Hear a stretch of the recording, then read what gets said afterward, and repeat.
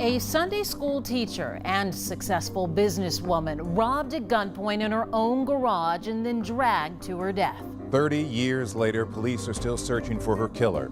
Grace White digs into this cold case to find out why she was the target.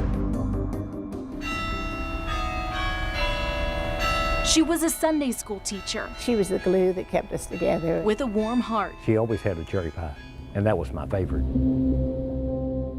But who would want Opal Lee Zacharias dead? She was living the American dream, married and running a liquor store with her husband. Big change, big change. Brings back a lot of memories. Charles Payton is the nephew she raised like a son. This was the drive-thru? Now, 30 years later, he wonders why Lance Bedgood, the man police say pulled the trigger, is still on the run. He took her life, and he's continued on, and it just doesn't seem right. It was 1987. She was at home with her husband, getting ready for work. He left, leaving the garage door open, and when she came out, two men were waiting. Police say she was shot and then run over as one of them raced down the driveway in her car. So this is where it happened? This is where it happened. We believe that the vehicle was inside the garage. Detective Paul Vella with HPD's Cold Case Unit is trying to dig up new leads on the prime suspect, a man with a long criminal history who was out on parole at the time of her murder. For someone to come in and just take her away from, her husband kind of hit people in a certain area. But why did he choose her?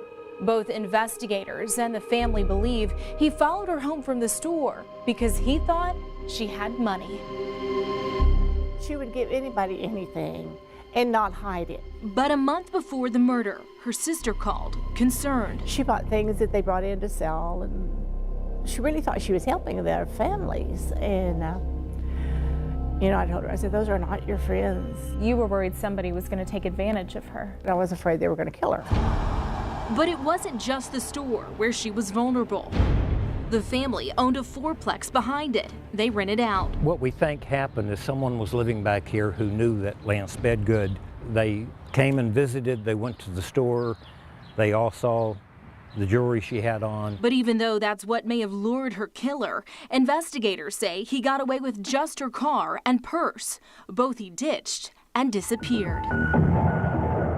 America's Most Wanted featured the cold case. Houston, Texas. And tips came in on possible sightings from Florida and North Carolina to Michigan. Do you think over the years people have covered for him? I believe there are people who have covered for him. I believe people are afraid of him. This is what police believe he may look like now. Lance Bedgood would be 73 years old, with a scar over his right eye and tattoos. I would really like to see a final answer. An answer her husband never got. He died years ago without seeing a resolution to the case. It's a mystery that's always haunted this family. Yeah. And still decades later, they only want one thing. That person receives his punishment for taking such a wonderful lady from this earth. All these years later, there is still an active murder warrant out for Lance Bedgood since our story first aired in May. Investigators found family living outside of Houston, but they say they lost touch with Bedgood and have no idea where he might be. Who killed this school janitor?